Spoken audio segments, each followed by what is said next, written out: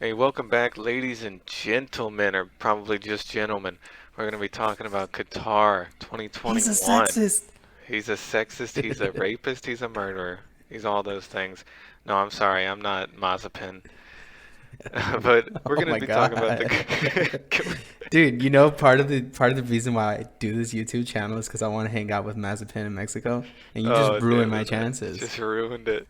Anyways, back to hanging out with Russian boys who assault women on the internet. We're going to look at the Qatar Grand Prix 2021. This is going to be the first year that they do it for F1. I know they've done it for other races and they do it for MotoGP. And this has been built, what, 2004? So the Wow. circuit's pretty old, but this is the first time in F1 that they're going to do it. And this is a 10-year deal, guys. 10 Oh years. So we're going wow. to see this track for 10 years. So I really hope it's going to be good. But the main thing about it is it's a pretty standard distance, 300 kilometers, 57 laps. The circuit is fast flowing.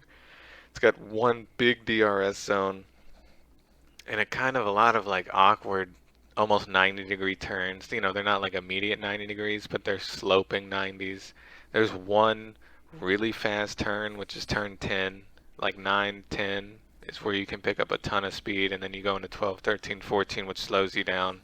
And then after that, you loop back into the DRS zone, which is the long straight, which is where all the overtakes are going to happen. The starting point, like in Mexico, the starting point's way back from the first turn. This one's smack dab in the middle, so we're probably not going to get a crazy turn one. It's going to be very fast through that through that one DRS zone. That's where all the overtakes are going to show up. People are going to have a good mix between having, oh, what the fuck is that? Having downforce and having top end speed because this track is going to provide a really good opportunity for both. You know, this kind of looks like that slime Pokemon. I don't know if you know which one I'm talking about. I think it's called a Ditto. A ditto, Yeah, yeah. it kind of looks like a Ditto. Yeah, you're right. We'll do the comparison in the video. We'll show you the picture. We'll I'll show make you it what a the ditto looks like I'll in make it the this. thumbnail. I'll make it the thumbnail. Well, now I can't unsee it because yeah, it looks really similar. Yeah, it's a cool looking track, and I know I've seen it before. I think I've seen it pretty regularly with like GT3 cars or GTE cars. I'm not sure what they race here, but it's probably host a bunch of them. The interesting thing here is that no one really has experience here besides Sergio Perez. So he's actually got two races here, and in those two races, he's gotten two podiums and one win. So the only one coming in to this race with experience, or at least a full breadth of experience, is Sergio Perez. It's gonna be a different beast though, with F1. Yeah. And I've seen MotoGP at this track, and the main issue for people is how much dust can get onto the track. Mm. So it can get pretty dirty if the wind's up. It's supposed to be somewhere in the range of like 28 degrees Celsius. For you Americans, It's like 28 that's kind of warm. Celsius is 82 degrees Fahrenheit, so not even that bad. Yep. It's gonna be nice. It's gonna be nice. It's gonna be in the wintry months, which is very normal out there, Is it going to in the be a night desert. race? I have no idea actually. Okay, That's a because good I question. I've seen pictures of it, and it kind of looks like the Singapore one where they have like two stretches of lights on either side, Yeah. and it looks really cool. So I'm hoping it is a night race because I do like night races. I think the cars look better too. They're shiny. The race is gonna be from 5 o'clock to 7 o'clock at night. Oh, okay. So Yeah, yeah, so it'll be an it could evening be dark race. by the time it's over. Yeah. Okay, and kind of going into it, since there's no history with this track for Formula One at least, what are you thinking for predictions in terms of qualification? I mean, seeing as how last week went with Brazil, I have a good feeling Hamilton's gonna take, you know, provisional pole and P1 for this whole race. I mean, Oh, unless Red Bull finds a way to slow down Hamilton, either that be through teaming up and having Perez suffer to slow him down, which he can't even do. He's too fast. yeah, he's too fast. Or them matching engine power and tuning it to where it's like super fucking fast. I do not know how they're gonna do it. I mean, this is gonna. It's. I'm sure it's keeping Honda up at night, seeing how they can push their engine that fast with Yeah. that much power. I mean, because naturally they're pushing over 1,000 horsepower. I think is like the average, over 1,000. Hamilton's has to be way more than that. And you know what I think is interesting, at least from Brazil, compared to this one, and I disagree with you. I think it's going to be a max pole. Um, I hope it's a max pole. is because when they went into Brazil, it was a sprint race weekend, right? The second event was qualifying, so they had to stick their setup. So they had FP1 to figure out their setup. And from what I've seen all this season, usually Red Bull takes by FP2 they've kind of figured it out. FP3 they really kind of find it, or, refine the details. So I think because they weren't able to refine details on their setup last weekend with Brazil, I think they're going to have better luck here because now we're going back to the traditional race format. They're going to have more time to kind of figure it out.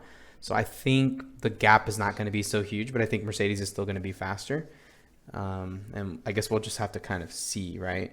What Um, worries me is I do think that, well, proven that Red Bull is faster in the turns, but with the straight line speed that Hamilton just somehow showed up with and the huge DRS zone that's in Qatar, it's going to be pretty tough to stop that. There's going to be a lot of DRS overtakes, and if Hamilton can even stay close, or if Verstappen can even stay close, it might be a, you know, back and forth, but I have a feeling that Hamilton's going to get out there. I want Verstappen to win.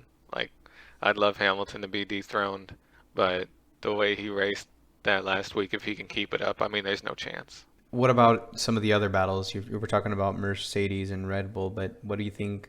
Do you think, I know McLaren and Ferrari are coming down to the wire and they really just want to, McLaren wants to regain some of those points that they've lost. Ferrari just wants to stay ahead at this point. Where do you think they're going to be falling under in qualification?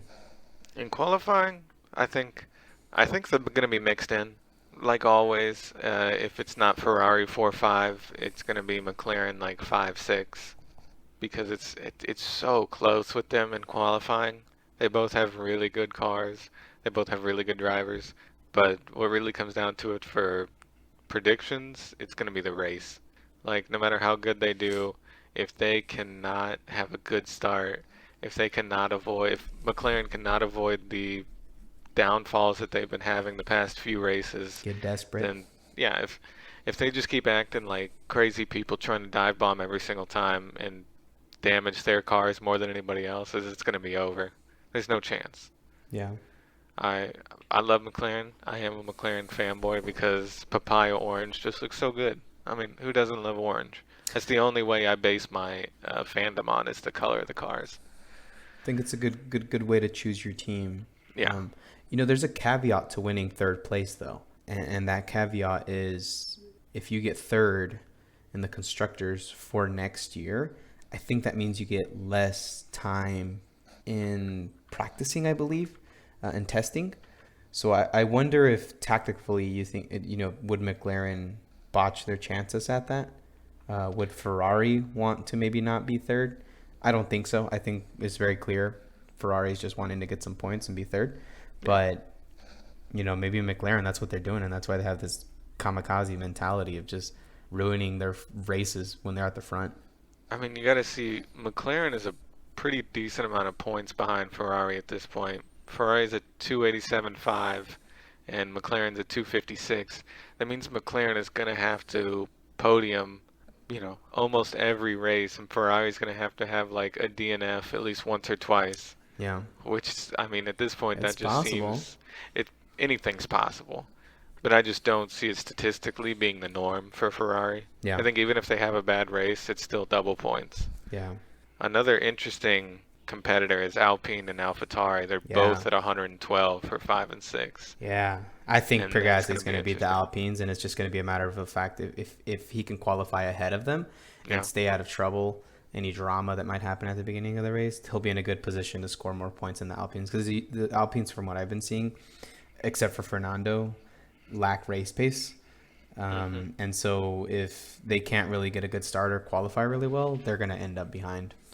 Well, just by the sound of the Alpha Tauri when they came by in Austin, I think they're gonna win. I think they're gonna.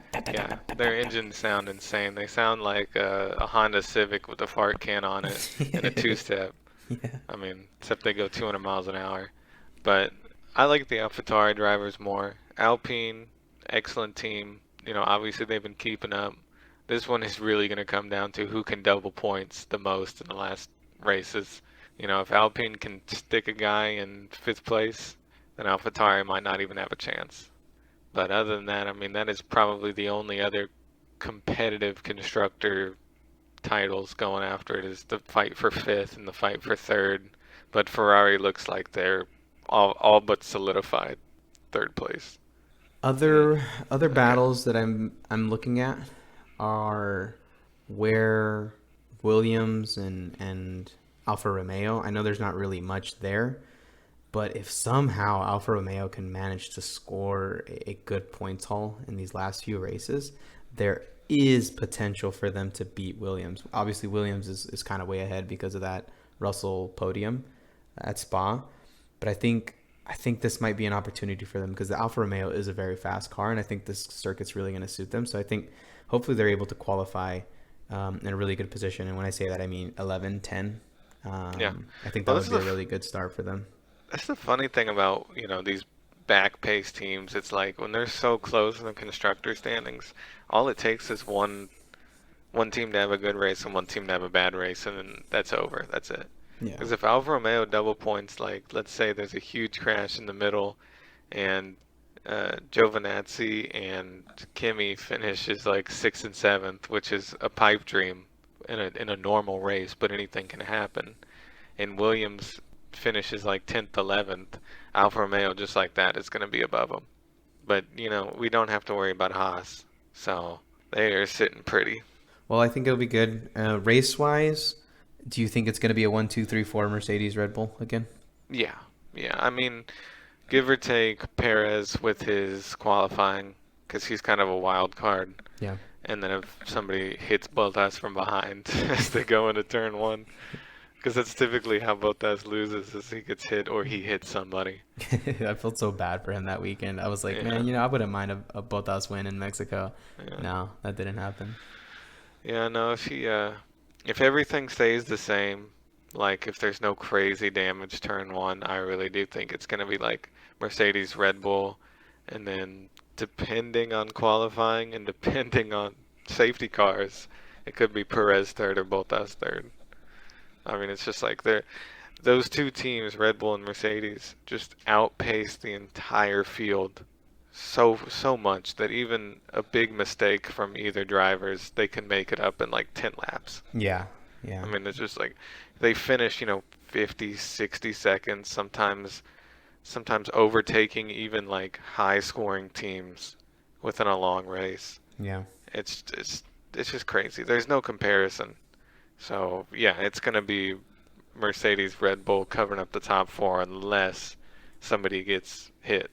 Yeah, I don't know. For some reason, I want to say McLaren's going to finish ahead of. I think because they had these two shit weekends back to back.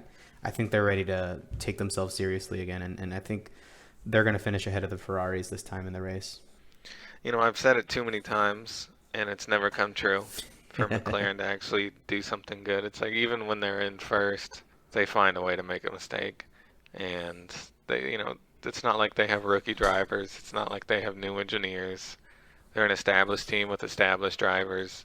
This race has been full of little mistakes. This year has been full of little mistakes for them. Yeah, And if they can't bring it together and pull out like a great couple of races back to back, then they're going to sit in it's going to be fourth, and that's tough. going to be the end of it. Yeah. All right. Well, guess we'll just have to see, right? We'll have to see what happens over the weekend, and we'll definitely make a post race analysis video and talk about whatever drama ensues. And hopefully, it's a good race. That's what I'm hoping for. Yeah. That's the toughest out of any of these is, we can predict to the moon and back and what statistically should happen, and if everything was perfect, this is what would happen. But there's always that one wild card in the race where somebody gets denoted I knew or you were gonna say it. I knew you were gonna say that. you never know. It's going to be fun to watch, though. These last few races are going to be incredibly exciting. Even Yeah. if Mercedes just takes off and wins it, it's going to be exciting to see What what tricks? Honda and Red Bull can Yeah, come up with to slow them down or to speed themselves up. for sure. All right. We'll tune in on the next one, guys. Appreciate it.